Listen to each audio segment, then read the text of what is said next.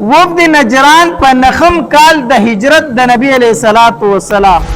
شپېته تنه ملګري شو مدینه منورې ته رالو او دا نجران خار د یمن په غټو خارونو کې یو خار دی او دې ته نجران ځکه ویلی شي چې دې خار ته لومبی نجران ابن زید راغلی و د کوم سړي چې نجران نوم و دې دغه ته لومبی راغلی د ده په نوم باندې بیا دغه خار آباد شو نو ځکه دې ته نجران ویلی شي دې شپېته تنه راله دا عیسایانو دوی ډېر په یو دبدبه باندې او په یو لوی دغه باندې را روانو مدینې منورې ته چې کله دوی راورسېدل مدینې منورې ته د دوی مشري ابو حارثه کوله او د ابو حارثه اصل کې و عربي خو دې تللی او هلته کې یمن ته او هلته بیا عیسایي شوی و علم هم ډېر حاصل کړی او د هغې خلکو به یې ډېر زیات قدر کو د خپل ګرجي امام هم جوړ کړو د ابو حارثه نو دا او بل پکې د هغه نوم سید ایهم او دریم پکې و عبدالمسیح عاقب نو دا عبدالمسیح عاقب د قبیلې امیر و او دا ایهم چې دا په منزله د دوی د بادشاه و او دا ابو حارثه چې نو دی لوی راهب و د دوی دا درې تنه غټ کسانو په دې قافله کې رالو نبی علیہ الصلوۃ والسلام له راورسېدل چې دوی مدینې منورې ته راورسېدل د مازدیګر مونځ شوی و نبی علیہ الصلوۃ والسلام صحابه کرامو ته وفرمایل مسجد نبوي کې ول ځای تیار کړئ سیر ته چې دلته پاتې شي دوی له ځای تیار شو لږ ټیم دوی کېناستل د دوی د مانځه ټیم راغی چې کله د دوی د مانځه ټیم راغی دوی پاڅېدل مونږ مونځ کوو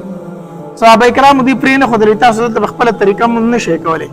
نبی علیہ الصلوۃ والسلام ورته وفرمایل دوی له اجازت دی ورکړئ ول اجازت چې مونځ وکړي نو دوی مشرق طرف ته مونځ وکړو مخې کو بیا د نبی علیہ الصلوۃ والسلام سره خبرې شروع کړې د وفد نجران اول خبره د دوی دا وه وی تاسو عیسی علیہ الصلوۃ والسلام ته بنده وایئ او موږ ورته د الله زوی وایو په دې باندې د نبی علیہ السلام سره خبرې شروع کړې په عبدیت او په الوهیت د عیسی علیہ الصلوۃ والسلام باندې نبی علیہ الصلوۃ والسلام ورته فرمایل هغه الہ نه دی نه د الله زوی دی نو دوی ورته ویل چې د الله زوی نه دی نو پلار یې څوک دی بیا راته ته ووایه عیسی علیہ السلام خو بې پلاره پیدا شوی دی که نه نو دوی نبی علیہ الصلوۃ والسلام ته وویل چې ته وایې چې عیسی علیہ السلام د الله زوی نه دی نو پلار یې راته وښایه پلار یې څوک دی نبی علیہ الصلوۃ والسلام ته اول دا تپوس وکړو وی تاسو ته خو دا معلومه ده که نه چې دا زوی د پلار مشابه وي او د پلار د بدن جز وي زوی د پلار د بدن جز وي کنه وی او بالکل دا منو چې زوی دا د پلار مشابه وي او د پلار د بدن جز وي وی ښه وی د دې خو دا نتیجه راووته چې عیسی علیه السلام نعوذ بالله د الله جز دی او د الله مشابه دی او الله تبارک وتعالى چې ليس كمثله شيء هغه په مثل اوس شی نشته ولم يكن له كفوا احد هغه په مثل هیڅوک نشته نه د الله جوشته او نه د الله مشابه پیدا خو را سره منه کنه بسانه بالکل منو د الله نه جوشته او نه مشابه شته دو خبره ته او نبی عليه الصلاه والسلام ودا خبره خو تاسو ته معلومه ده چې په الله باندې مرګ نه راځي هغه لا يموت ذات دا خو را سره منه کنه د عیسایانو او په الله تبارک وتعالى باندې مرګ ناراضي نبی علیہ الصلوۃ والسلام فرمایل و ان عیسی یاتی علیه الفنا عیسی علیہ السلام باندې په پنا راضي عیسی علیہ السلام بس راضي پنا خدای سو ګوره د دې الزامي جواب سو د دې الزامي جواب دا کړ چې نبی علیہ السلام ته تاسو کو چې په الله مرګ راضي دی نه نبی علیہ السلام ورته تاسو ویل شو کنه چې عیسی علیہ السلام وفات شوی دی او څه شوی دی د نبی علیہ الصلوۃ والسلام په خله باندې الله نه حق خبر چرته نه راوستا اگر چې د مقابل سره به جګړه وا خو د نبی علیہ السلام په جګړه باندې چرته نه حق خبره نه راغلی نبی علیہ السلام په دغه ټیم کې فرمایل و ان عیسی یاتی علیه الفنا په باندې په پنا راضی تاسو نه چې پنا په راغلی وفات شوی پنا به پی راضی اشاره و دې خبرې ته چې عیسی علیہ السلام خو تاسو وایي چې قتل شوی خو قتل شوی ګوره نه دی اسمانونو کې ژوند دی او بیا به راځي او د هغې نه پس په پیسه راځي پناه راځي نو د مناظرې میدان دی د جنگ میدان دی د دې الزامي جواب دی چې تاسو په عیسی علیه السلام مرګ راغلی نه څنګه الله شو او نبی علیہ السلام فرمایل نه پاغه باندې بس راځي پنا به په آینده کې راځي ها بل خبره نبی علیہ السلام فرمایل وی دا خو سره تاسو منې کنه چې الله تبارک وتعالى په هر څه باندې قائم دی او ټول مخلوق ته رزق ورکون کې یو الله دی آیا عیسی علیہ السلام رازق دی دی وینا ان عیسی علیہ السلام پر رازق نه دی بیا ته نبی علیہ السلام فرمایل الله تبارک وتعالى باندې پزما کې او اسمانونو کې هیڅ شی پټ نشتا هیڅ شی پټ نشتا هر څه الله تخکار دی په الله باندې یو شی مجهول نشتا آیا تاسو چې چاته الله وایي هغه د ځمکې او د اسمانونو په ټولو حالاتو باندې پوه دی دی بیا وویل نه بیا ورته نبی علیہ السلام فرمایل وی تاسو خدا منې کنه چې عیسی علیہ السلام مور مریم بیبی ده او دا هغه په رحم کې پیدا شوه دی او دا شکل صورت ورته الله ورکړي دی دا خو منې کنه وی او دا منو وی چې کم انسان په خپل پیدایش کې غیر ته محتاج دی کم انسان خوراک ته محتاج دی بول براس ته محتاج دی هغه الله کې دی هغه الہ کې دی شي بیا ورته نبی علیہ السلام فرمایل وی مریم بیبی چې د عام زنانو په شانت خوراک هم سکاو کو په عیسی علیہ السلام باندې حامل شوم دا د په ګډ باندې اغستم دی بیا د عام ماشومان په شان چې کله یو ماشوم پیدا کیږي دا شان دی پیدا شوی هم دی آیا نو د مور الہ کې دی شي عیسی علیہ السلام پیدا شوی د مور د ګډې نه دی الہ کې دی شي ټول خبرې چې دی ووري دي کنه خپل په سوچ کې پروتل چې دا مونږ سوایو او به هر حال په خپل ضد باندې ولاړو خپل ضد باندې ولاړو اینه منو موږ دا خبره چې هغه د الله زوی نه دی الله تبارک وتعالى د سوره آل عمران د اولنی آیتونه نازل کړو الف لام میم الله لا اله الا هو الحي القيوم نزل عليك الكتاب بالحق دا لا اله الا هو العزيز الحكيم پر د آیتونه شو نازل شو چې کله دا نازل شو بیا ورته نبی علیہ السلام ورته فرمایل اسلام راوړ تاسو راغلی شپې ته نه اسلام راوړ دی ورته کوم اسلام خو د مخکینه مسلمانان یو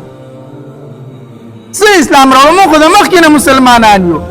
نبی علیہ السلام ورته فرمایل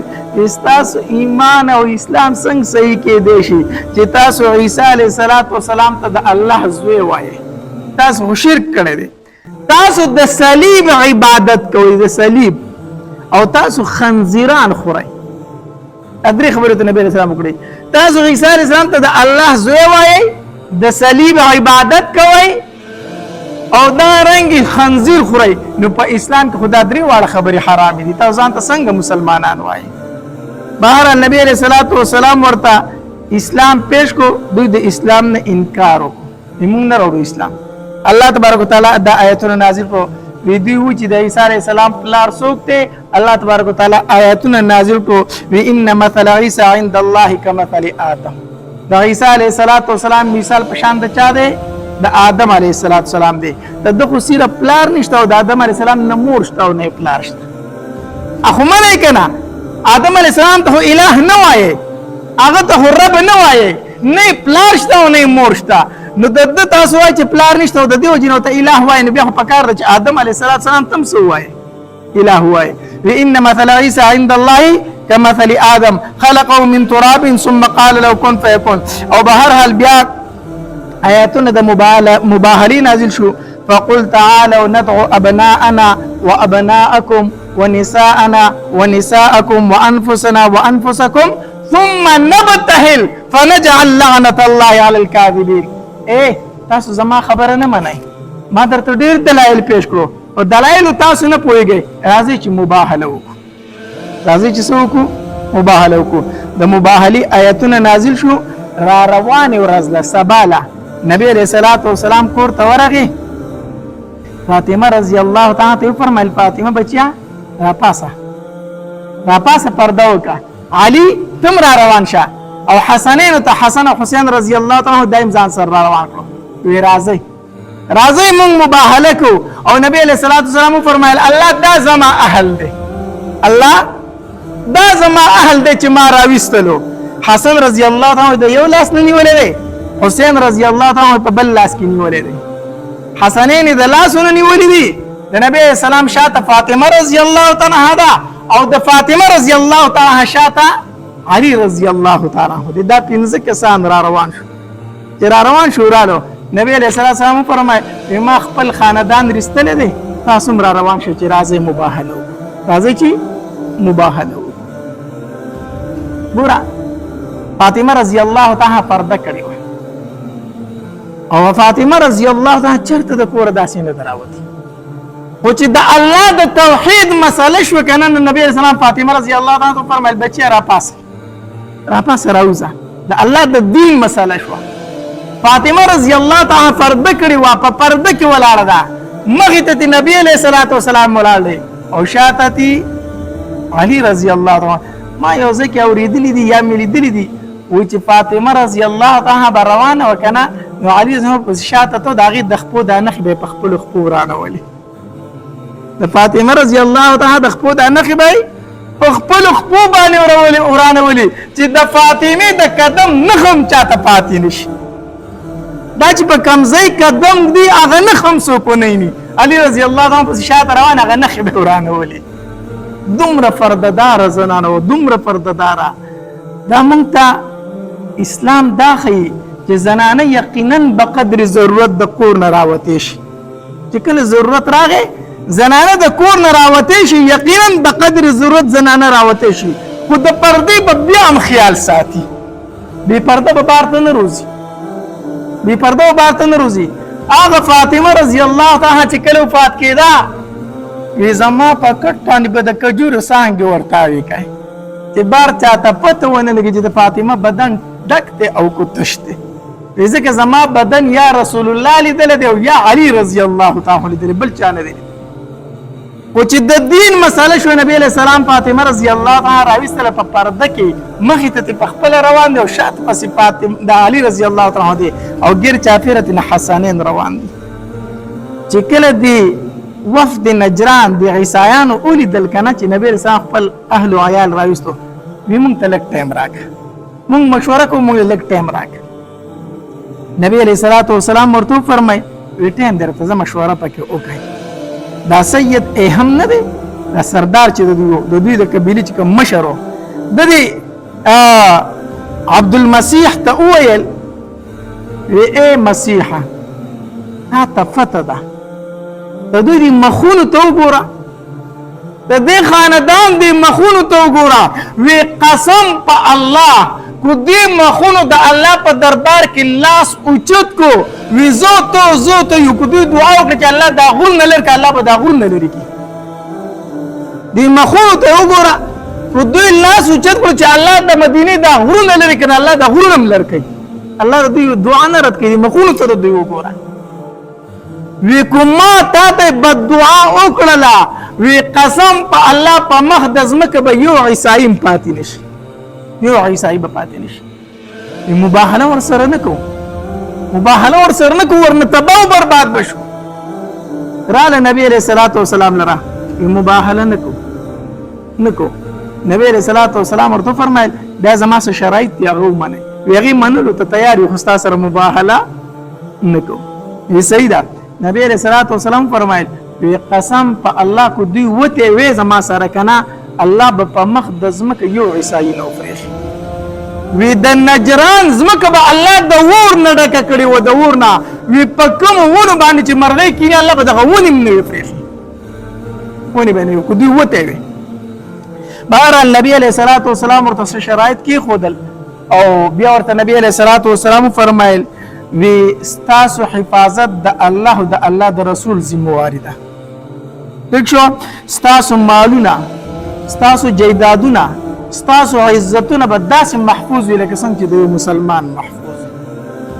بیا ورته نبی علیہ الصلوۃ والسلام فرمایل چې کوم ستاسو فادریان دي امامان دي کوم ستاسو ګرجی دي د هغې حفاظت هم د مسلمانانو په ذمه دی. ستاسو علاقې ته به یو لښکر نه درځي. نبی علیه الصلاة والسلام ورسره دا خبرې وکړلې. بیا دوی را روان شو، واپس رالو. چې کله دوی نجران ته رانږدې شو نو د نجران خلک ورسره ډېر مخې ته راوتي وو، د دوی استقبال او چې کله دوی تله که نه نو دوی نبي علیه الصلاة والسلام ته وفرمایل زمونږ سره یو تن ملګری کا چې د صلح دا کم ستا سره به کوم خبرو صلح وشوه، کومې پیسو صلح وشي چې هغه تاسو له راوړي، وی امانتدار سړی را سره ولېږه. نبی علیه الصلاة والسلام ورسره ابو عبیده ابن جراح رضی الله تعالی عنه، ابو عبیده ابن جراح رضی الله تعالی او نبی علیہ الصلوۃ والسلام فرمایلی دا د دې امت امین دی، امین دا د دې امت امین دی، په دې کې خیانت چرته نشي راتلی. دی ورسره ولېږو. دوی چې لاړو هلته ورته ټول خلک مخې ته راوتې او ډېر په استقبال کې ورته ولاړو. د دوی چې کوم مشر پادري و دوی کوم کاغذ کې چې کوم شرط لیکل شو هغه له ورکړو، چې هغه له ورکړو هغه لوستل. په دې کې د ابو عبیده نه دی، د دوی سره چې کوم راغلی و کوم راغلی ته د اس ټکر وخوړه، دی پرې راتاو شو. د درورو هغه چې دی وغورځېدو وی تعس الابعد، دغه بدبخته دې هلاک شي. نبی علیه السلام یادو د درورو دغه بدبخته دې هلاک شي، دومره ستړی شوی چې راتاو شولې. دی ابو عبیده ورته وی الله دې تا هلاک کړي، الله دې تا هلاک کړي. وی قسم په الله هغه چې کومې خبرې کړې هغه پیغمبر دی موږ لیدلی او موږ منلی دی. بیا ورته دی ورور وی چې تا منلی چې پیغمبر دی نو ایمان پرې ولې نه راوړې؟ وی څه وکړم ایمان به پرې راوړم، خو دې بادشاهانو چې راله سره کړي دا ټول رانه واپس علي، دوی چې کوم زما عزت کړي دا رانه هر څه واپس علي. د هغې ورور یې ورته وی ټیک شو، وی ته د دې خیال ساته خپل اوښ ته وختو، وی زه به خپل اوښ آل هغې نه وتلم چې تر څو پورې مدینې ته نه یم رسېدلی. اشعار یې شروع کړه، روان شو او مدینې منورې ته چې ورسېد نبي علیه الصلاة والسلام ته وی د الله پاکه پیغمبره ما ته کلمه ووایه، ما ته کلمه ووایه. دی مسلمان شو. بیا دا ایهم او عبدالمسیح دا په نمبر باندې راتلل او بیا ټول راتله او مسلمانېدل. نو وفد نجران کې بیا ډېر کسان څه شو؟ مسلمانان شو. د نجران کې بیا دوه قسمه عیسایانو. یو قسم عیسایان هغه چې امیینو په څه نه پوهېدل، هغوی ټولو اسلام راوړو. او دویم قسم هغه چې ځان ته یې پوه وي هغوی ایمان نه راوړو، نو د هغې نه به یې هر کال ټیکس اخیستو، جزیه، او چې کوم مسلمان شوي د هغوی نه به یې صدقات زکات راټولول. نو به هر حال دا یو وفد نجرانو په نهم کال د هجرت د نبي علیه السلام دوی د نبي علیه السلام خواله راغلي، بیا دوی هم څه شو؟ مسلمانان شو. دې کې دغه درې تنه مشرانو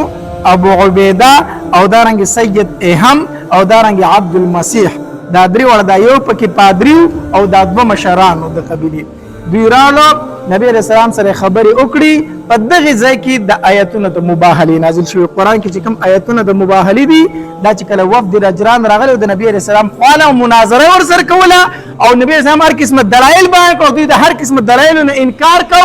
نو آیتونه د مباهلې رالو چې د الله پاک پیغمبر دوی هسې نه مني مباهله ورسره وکړه. نو مباهله څه ته ویلی شي؟ خپل بچي، خپلې زنانه